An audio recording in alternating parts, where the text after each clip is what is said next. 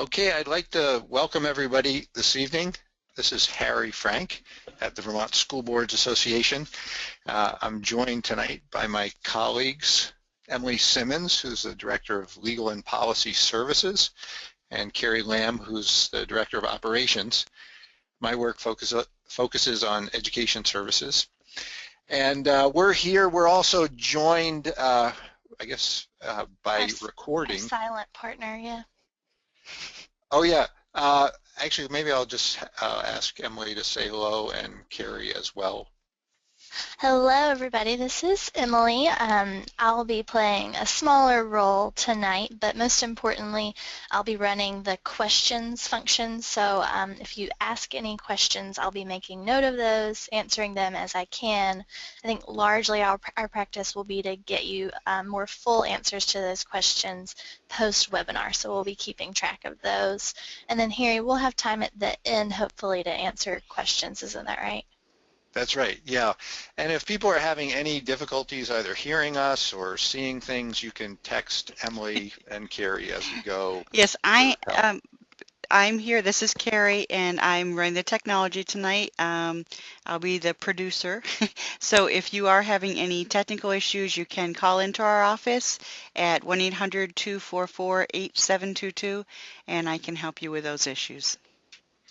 Okay, and finally, before we get underway with the content, I want you to know that you will receive a full set of slides following tonight, as well as all the text correspondence, which will include follow-up answers if there are items we don't get to tonight or if we want to add additional material.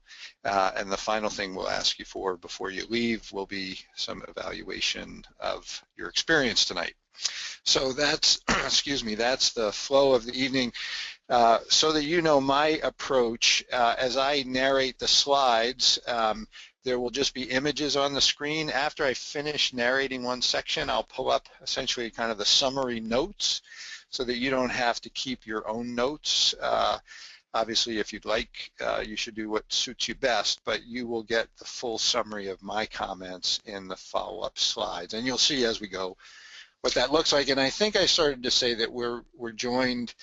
I did a taped interview with Kim Gleason, the board chair, and Mark Andrews, the superintendent in the Essex Town School District. We'll be playing several clips from that interview as a way of bringing other voices and perspectives into the conversation. So without further ado, let me move into our next slide. So the spirit of this work is continuous improvement. Really the notion behind evaluation, much like student assessment, is the idea of both providing formative information that helps us form our work going forward, and summative information that gives us a holistic picture looking back. So I think that's a helpful parallel and extends from both student learning to the learning of the leader and the work of evaluation. I want to just play a brief clip which speaks to that effort from Kim Gleason and Mark Andrews. I'm not a fan of assessments unless they're informing future work, and so it's no different in my opinion that kids should not be surprised by their grades, superintendents should not be surprised by their evaluation. This is an ongoing conversation. That's a great parallel. And it really informs future instruction for teachers, it informs future work for superintendents and boards together.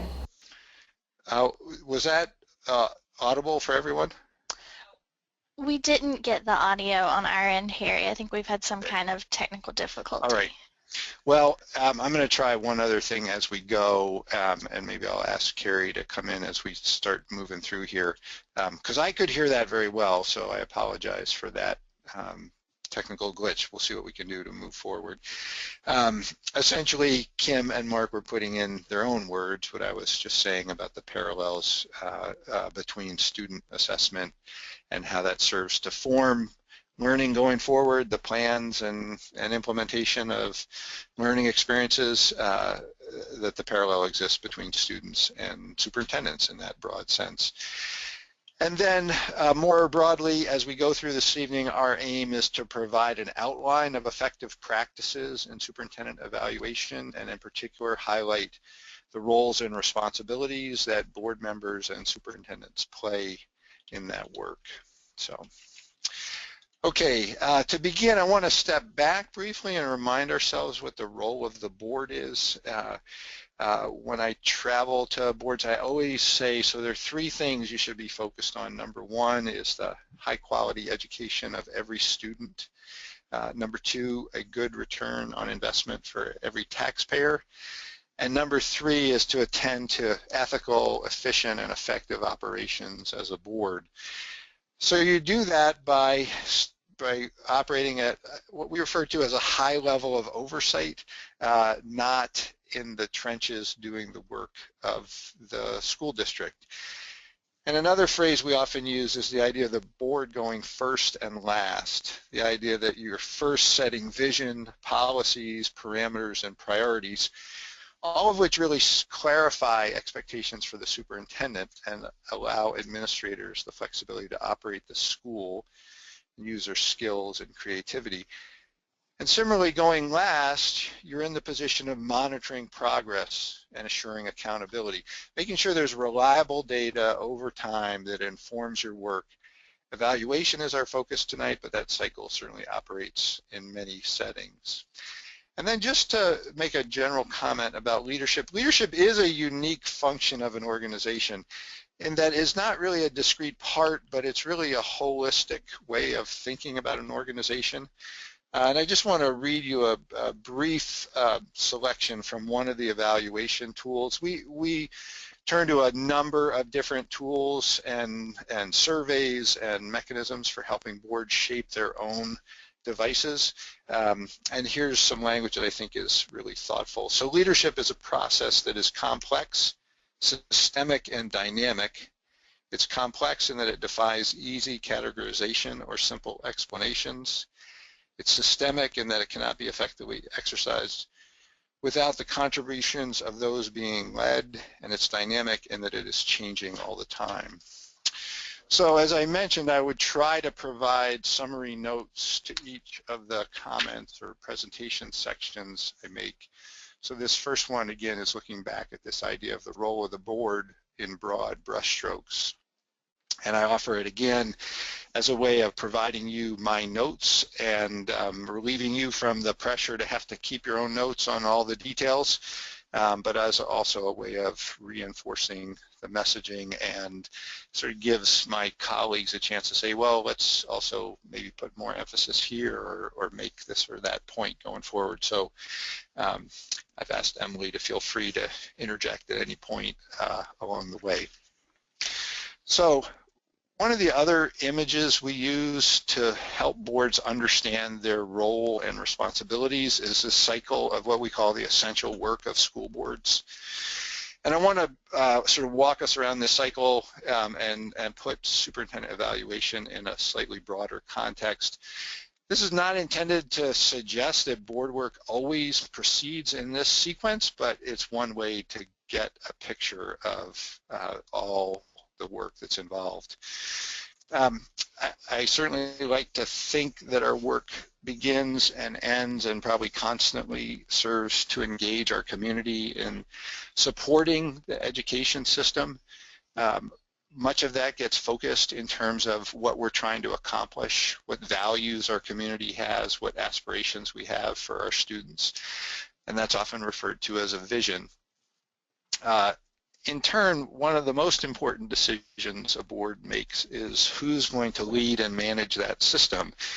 And that, by both statute and practice, is the role of the superintendent, role and responsibilities of the superintendent.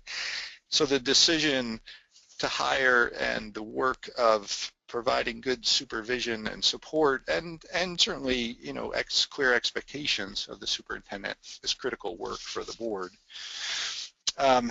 In some respects, you could say a job description for a superintendent is a policy document.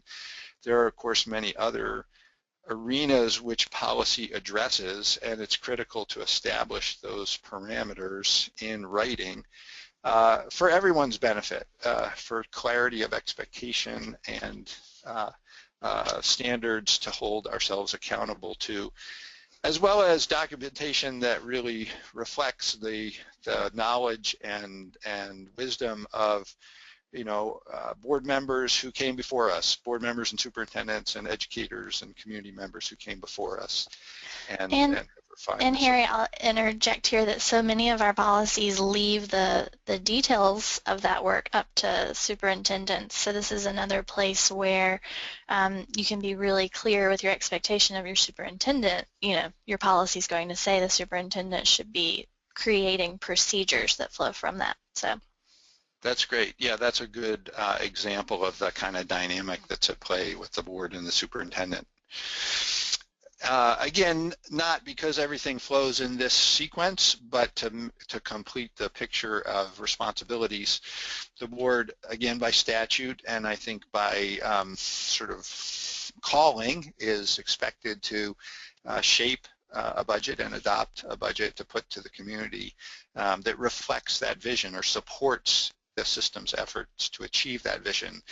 Because if we've engaged in this discussion about what's important to us and together agreed on what we want to accomplish, then we should be doing everything we can to dedicate our resources to those purposes and ultimately hold ourselves accountable to monitor our progress toward that vision. And certainly the budget is one very effective mechanism for doing that. Have we expended monies in an effective way? And we're going to certainly present the case that working well with your superintendent is one of the other very effective levers to use in making progress toward your vision. The last element of this essential work in the center is a responsibility around negotiating contracts. And we've added this to our cycle to really highlight how important it is to work toward contracts that are aligned with your vision, with student needs, vision, and community expectations. So that gives at least a holistic picture of the board's work and sets the superintendent work, of which evaluation is a piece, in a broader context. Of course, that responsibility sits at the supervisory union level. By statute, it's the supervisory union board or supervisory district board that has the authority and responsibility to evaluate the superintendent. I think that structure helps remind us of the connections we have beyond the borders often of our own town. Is that the bridge in this graphic, Harry? Are we putting the pieces together, the bridge from one town to success as an SU? Well, Emily, thank you. I would like to take credit for having thought of that metaphor precisely, but I was going more with kind of the spirit of the picture, but thanks for giving me even additional credit.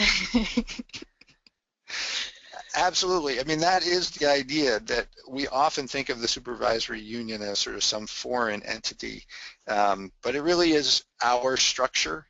We own it. And I think the responsibility of the board is to make sure we're doing all we can to reinforce the importance of taking that seriously.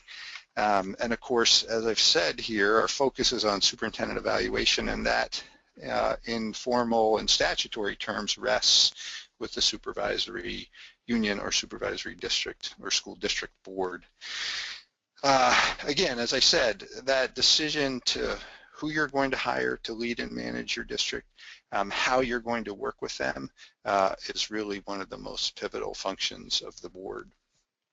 So again, as I try to provide here sort of summary notes related to the presentation I just tried to cover, as you'll see in terms of the role of the supervisory union board, the component pieces are very much parallel with the slide about the role of the board, extending those responsibilities to the region, to the supervisory union as it's defined.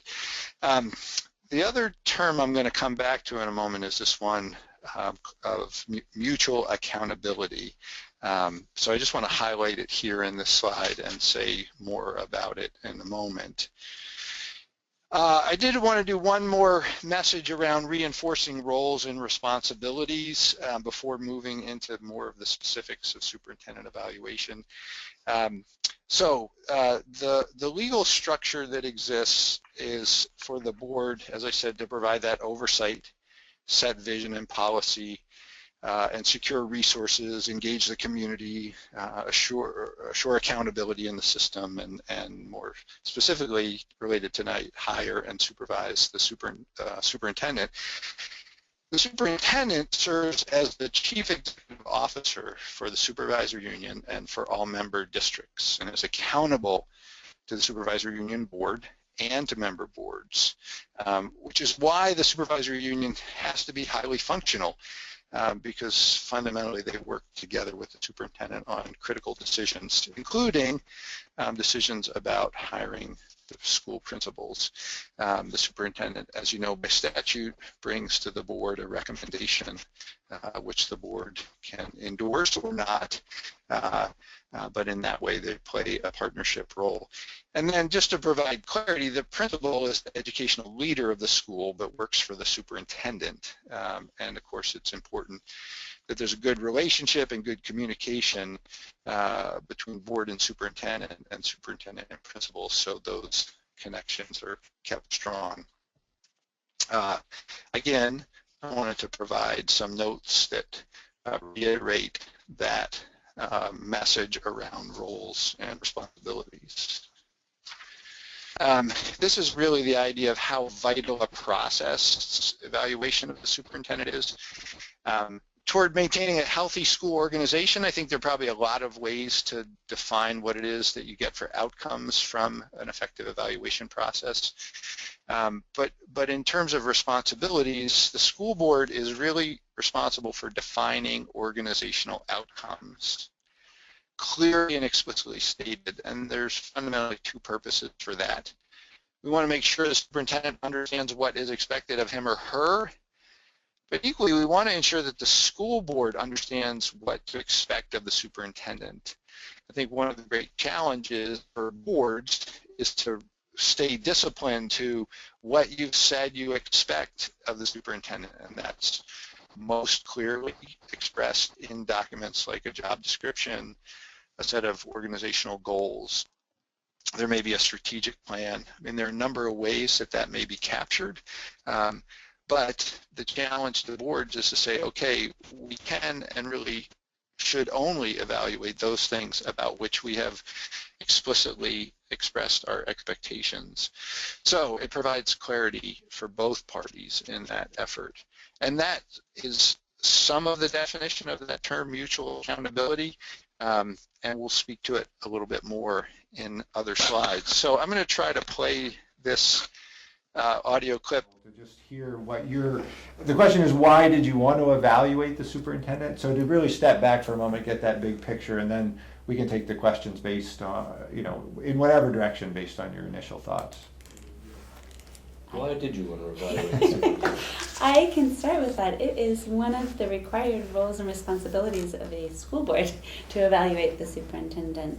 So that being probably first and foremost, but I think it is important to provide feedback to the superintendent and how they are doing their job in accomplishing the outcomes that we're looking for from our district. They are the single employee that we really supervise, and so that is our job to provide feedback to how that's going.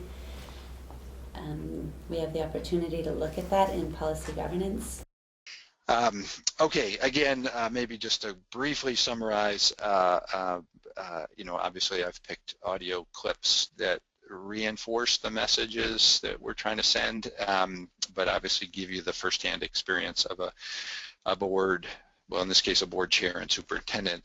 And just for greater context, I worked with, the full board and the superintendent in Essextown last year over a period of about 6 months to shape an evaluation survey, and I think the real value came in the discussion and the development of those questions and the reflection that prompted on the part of both the board and the superintendent, and ultimately provided sort of feedback for both the board and superintendent to use in their plans going forward, their work plans going forward. Okay, so I've mentioned this term mutual accountability a couple times. I want to speak to it in a little bit more detail, beginning by emphasizing that effective functioning of our system really relies on a strong relationship between boards and superintendent. As I said, the supervisory union board, and in general terms, supported by the member boards, is accountable to establish clear direction and guidance, or what may be called expectations.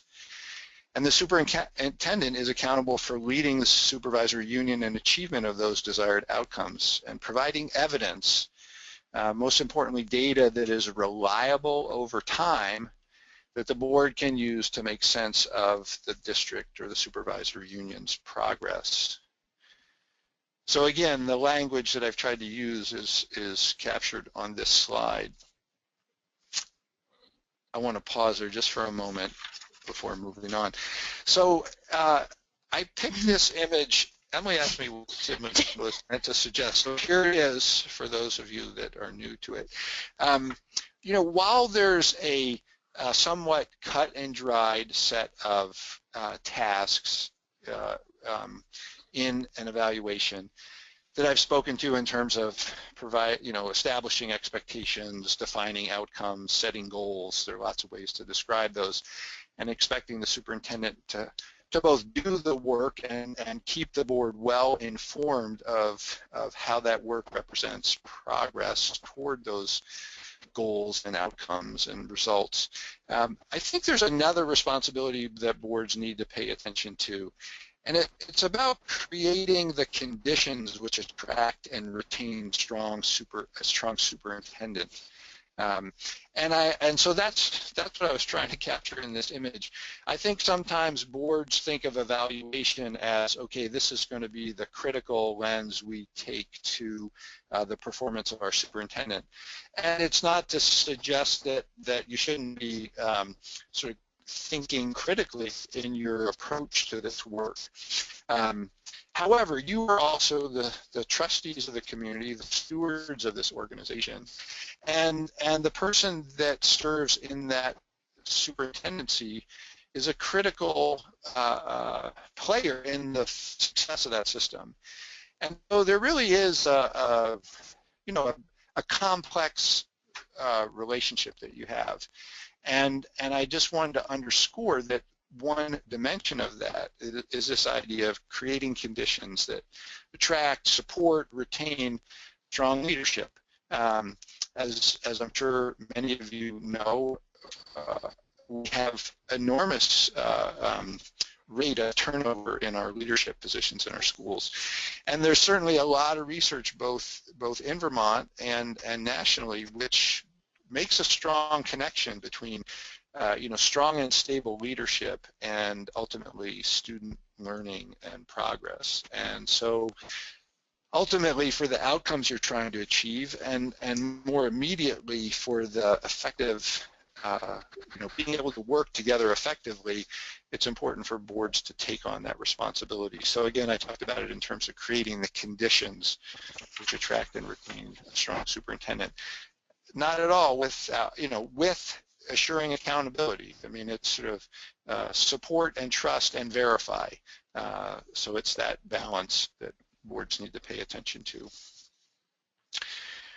All right, let's get into more of the tools and processes of superintendent evaluation. The evaluation process and tools really serve several critical functions. Number one, to continuously improve the functioning of the district or supervisory union. Number two, to clarify the expectations and authority of the superintendent. To provide feedback to the superintendent regarding performance in key areas. That establishes groundwork for future goals and ideally strengthens the relationship between the superintendent and board. So this picture of a cycle and gears working together are intended to represent, very specific expectations and data points, and at the same time a recognition that these build on each other, the ability to identify successes and how to build on those, and failures and how to correct those is very much in the spirit of continuous improvement, which is how I started out tonight's session. I want to reinforce at this point as well. So again, the general points I tried to make under that image on the previous slide. And now to move more specifically, in light of those broad purposes, it's important for boards to think through a number of steps. So there are, as I mentioned, a number of good evaluation instruments, tools, templates, surveys. All of those really need to be considered in the context of the district or the supervisory union's goals and needs, the community's values and aspirations, the superintendent's goals and work plans. So they're good resources and need to be adapted to meet the unique needs and interests of a school system. Those tools and the ones that we bring to the table when we're working with boards are drawn from both local and national, well, local goals and expectations and national standards. And it's critical to expand the lens when you're thinking about superintendent performance to include, what is a picture of effective leadership? I was referencing the research that draws a connection between strong and stable leadership and student performance. So what makes strong and stable leadership? I'll get into some of those details in a few slides on from here, but it's critical to be aware of both national level standards and local expectations, and at the same time to recognize that you probably can't evaluate every part of a superintendent's job every year, and there's a prioritization that needs to take place on a year-by-year basis.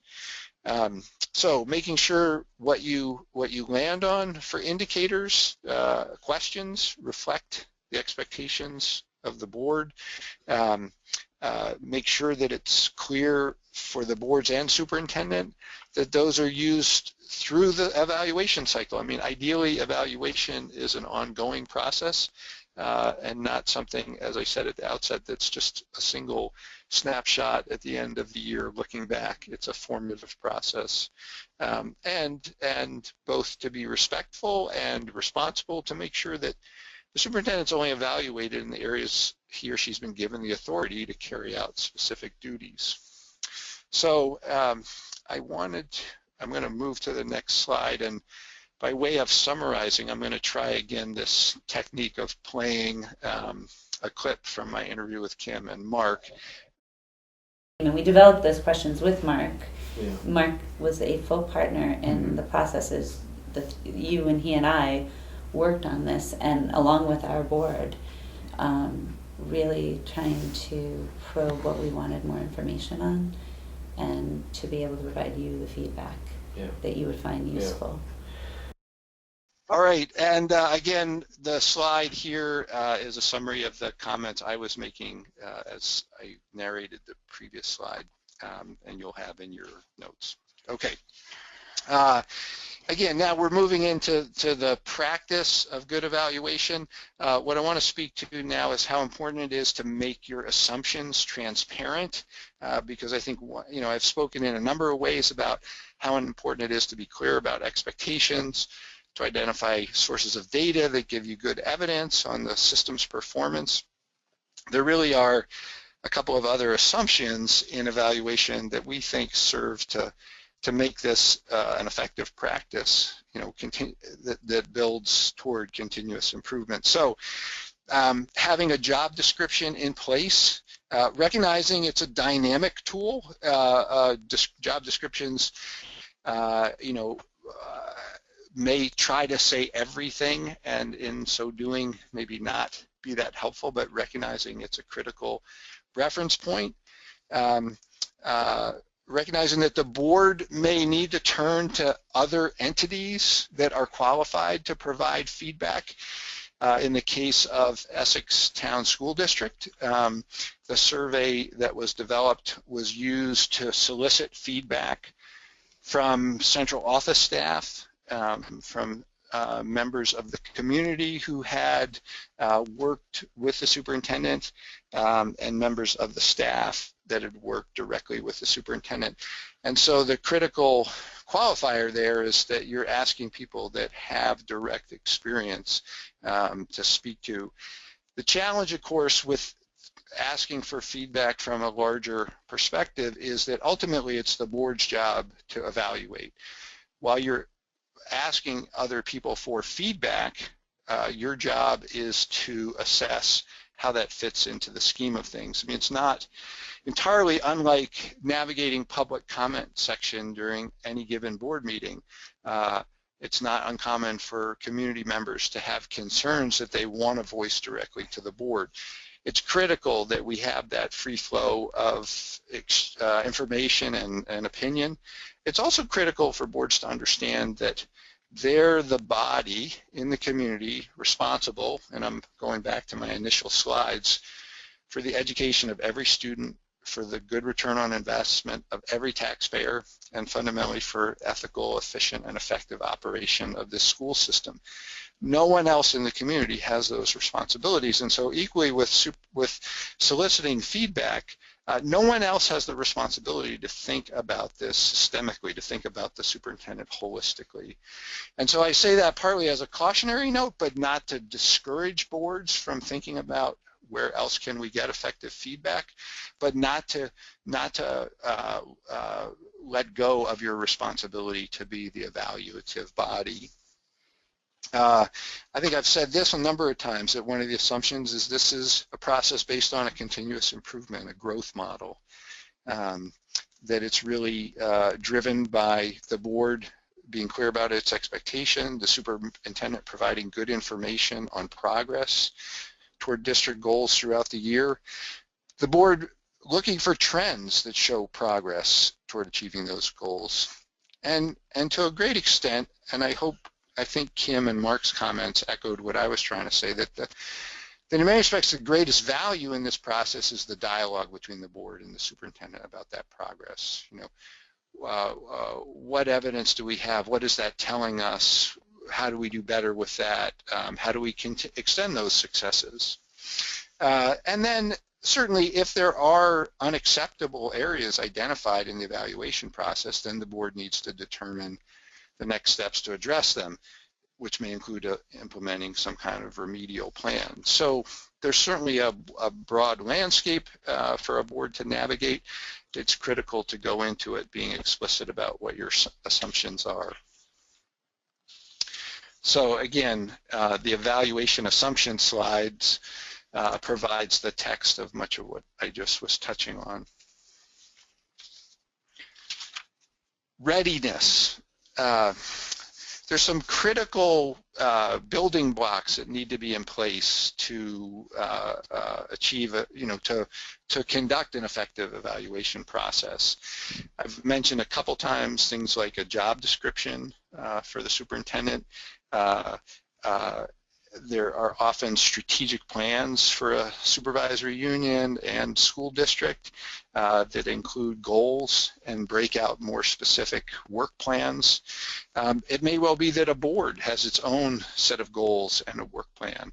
I think one of the most useful tools we try to give boards is a template for an annual work plan that says, what are your priorities over the next 12 months, and how will you, over that month-by-month meeting schedule, attend to those priorities?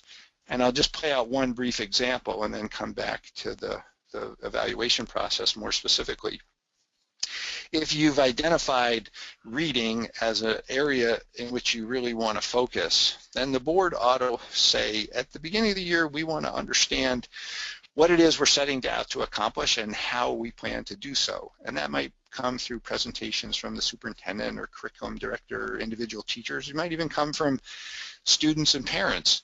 And as the year goes on, there ought to be times when the board gets information back on progress toward those goals. Again, that may come in many forms, from test scores to performances that board members witness at board meetings or in the flow of the typical school schedule. And again, it may come from anecdotal evidence on the part of students and teachers and parents and community members for that matter. But it's critical that the board attends to that. So by the time you come to the end of the year, you have a sense, okay, were we successful? What does that tell us going forward? When we begin to budget next year and think about allocating resources to our reading program, are we moving in the right direction, and do we want to continue to invest there? So that sort of cycle is very much parallel with the cycle around evaluation, being clear about where you're going, how you're going to get there, and what the evidence is telling you about your progress. The VSBA obviously has shaped a model that we provide, what we use to guide boards in fashioning their processes for evaluation, and it fundamentally breaks out along very similar lines to the standards that I mentioned for superintendent performance that we look at from national sources. Things like educational leadership and vision, board and community relations, personnel administration, business and finance, and in some cases, operational management. So those are arenas the board tries to organize its work in, and similarly, or in a parallel fashion, the superintendent is really trying to be ready for this process by having a clear set of standards around which he or she organizes their work, references to both standards at a national level and goals and expectations at a local level. So those are those reference points that are really critical to being ready to enter into a process effectively. And in fact, some of the evaluation work that we do sort of takes a half step back before going forward and helps a board fashion a set of expectations, again, drawn from existing materials, because it's certainly, not an effective process for a board to say, well, we just decided these 3 things are important and the superintendent had been thinking something different. The more collaboratively these can be done, the more effective they are in helping the organization be successful going forward. A word about data.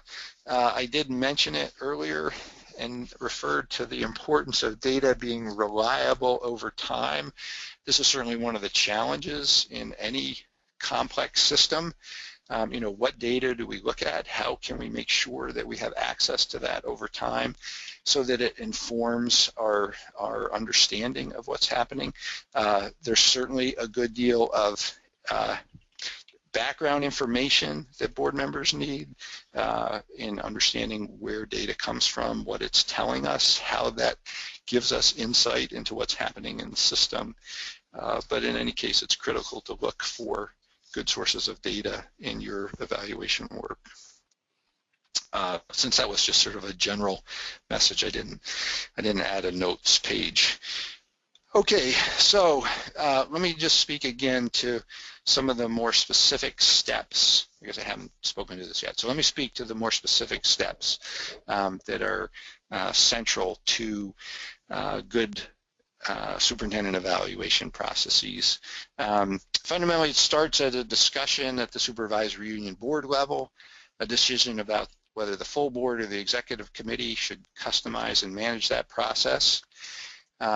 It proceeds with reviewing and refining the instrument or templates or tools or surveys that are going to be employed, which obviously requires that body to identify where you're going to focus, what standards and goals will be the focus of this evaluation process, to customize the indicators that relate to those areas and align and make sure those align with the superintendent's job description. There needs to be that kind of reality check throughout this planning process. And then moving out, identify how is the board going to provide input. Will the board be the only entity to provide feedback and make evaluative decisions, or do you solicit feedback from other sources? What's the timeline? How is that communicated? There's certainly important to identify who's going to collect and tabulate that feedback. That's one of the places the VSBA plays a central role.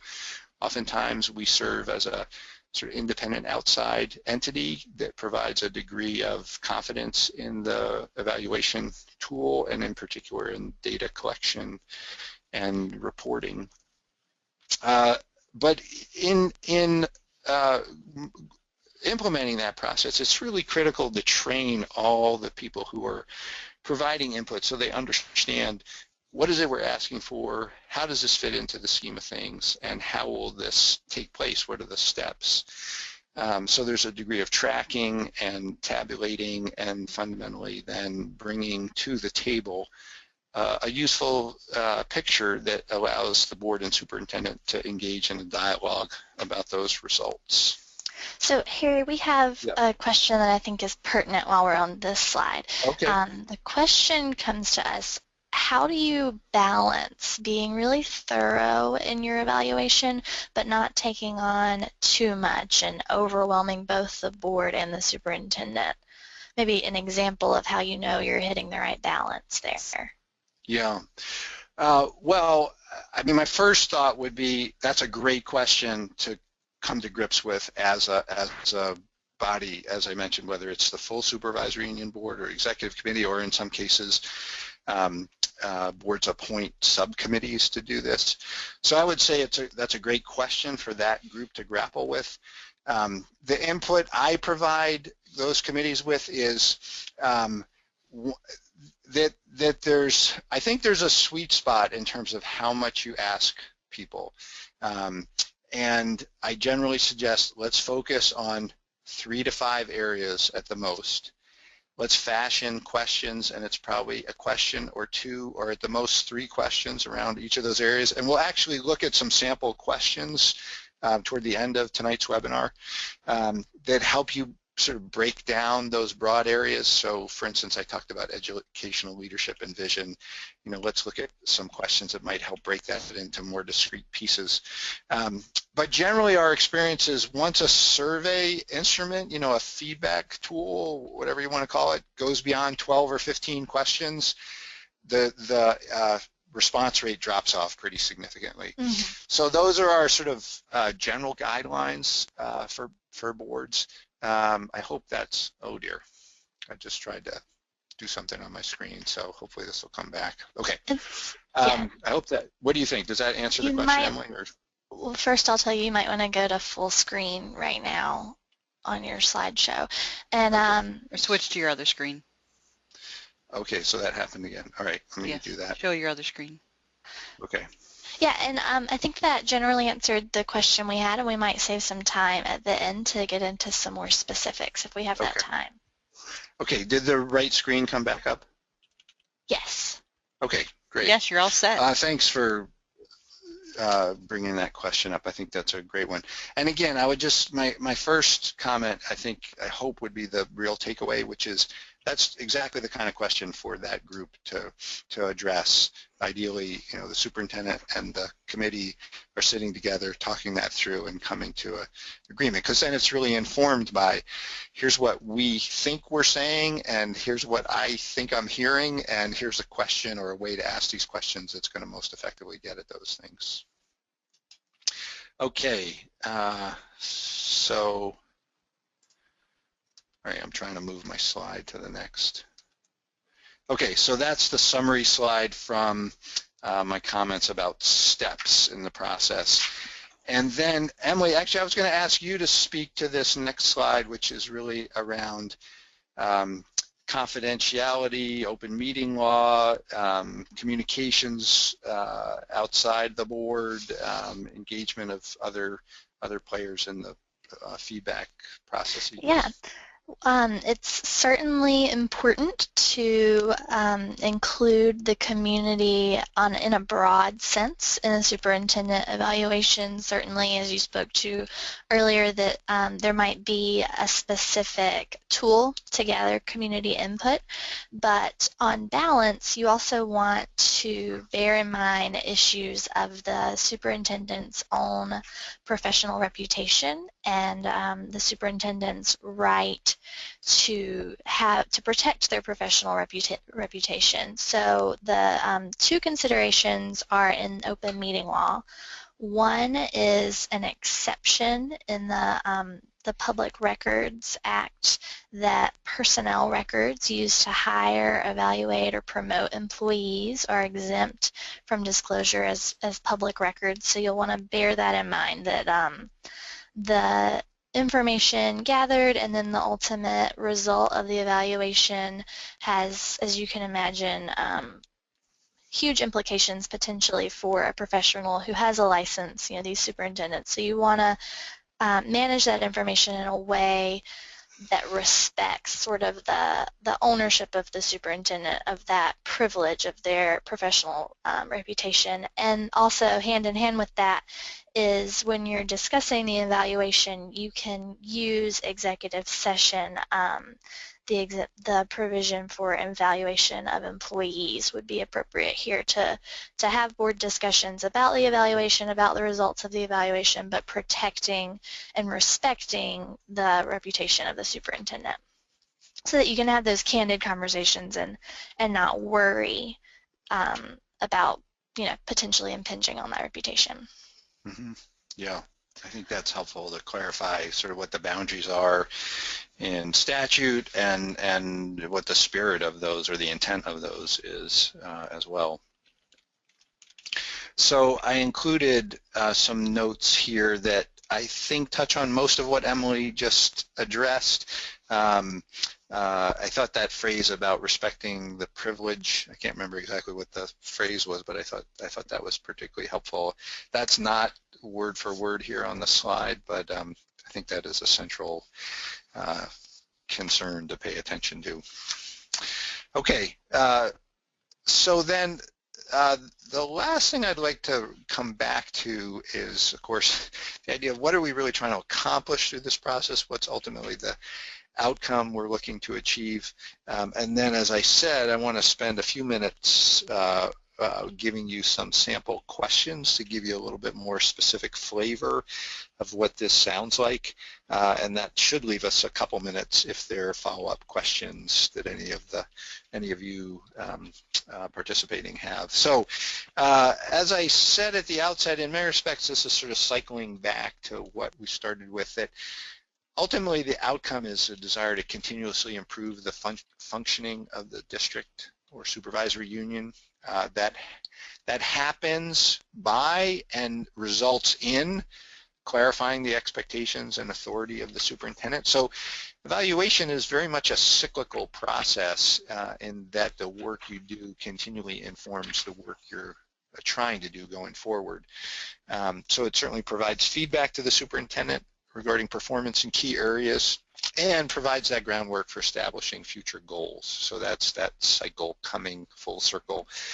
And again, when I talked about sort of creating the conditions to attract and retain and support good leadership, it really also, one of the desired outcomes is to strengthen the relationship between the superintendent and board. And I think that reinforces the practice of using executive session to be able to talk candidly in ways that respect the privilege of confidentiality that individuals have. So let me see if I can play this one last clip from Kim and Mark, and then again move into a couple questions. But I think if you approach evaluation as not just what you have to do because the policy says it, but really believe that the feedback to the educational leader of the organization is going to help them improve, because ultimately it's about the performance of kids and the performance of the organization. How else can you determine that if you're not evaluating the performance of the superintendent? So I mean, there's just no way that you can really measure that. So being close in tune with how I'm performing, I think, just makes absolute sense. And I think the other thing is just having the mindset as a superintendent that this is really important to my job, not to my livelihood, but to my job, so I can move the organization forward. All right. So these are actually questions I think are important for that committee of the board and the superintendent to talk about in shaping their process. And in a way, I think this takes us through the entire presentation this evening, right? Starting with why we're doing this, what we want to accomplish, going on to have you establish the foundation around job descriptions, goals, and more specific expectations or work plans.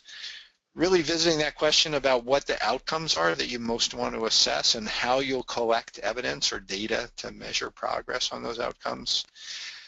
And then fundamentally how you use those results to move your work forward. In the end, my final questions are to sort of reinforce the importance of defining roles in the process so that you can be most effective in answering those questions and providing a process that really does have the effect of moving the organization forward.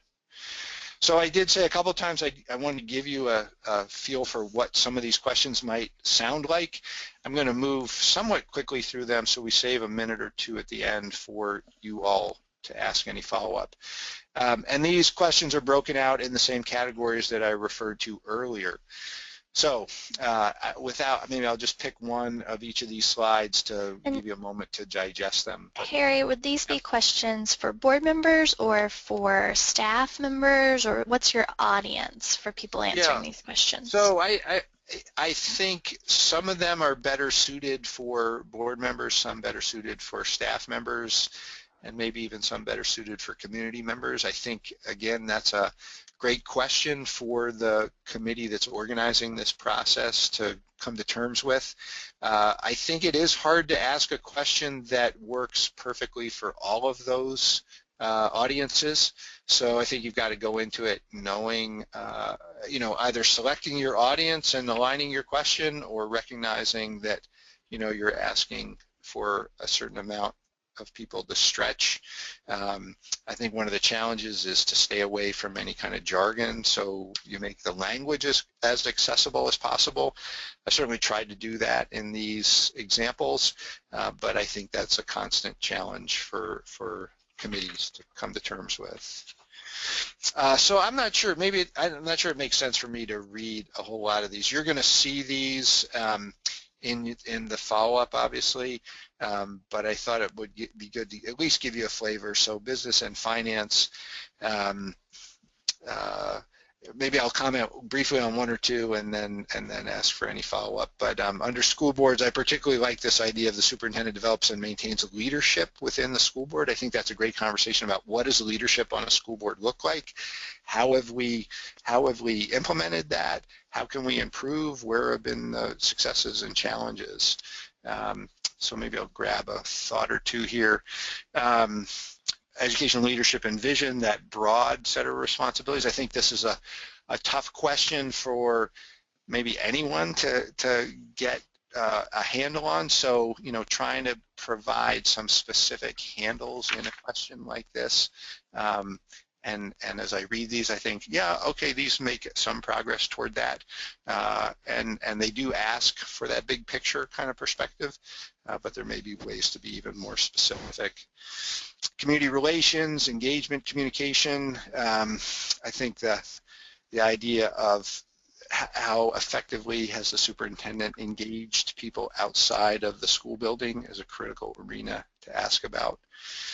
Certainly personnel administration is a critical or central element of a superintendent's work. So that first question tries to be very specific. It's probably a hard question for a board member to provide response to on all of those components, although I would think there would be some that a board member could speak to very directly.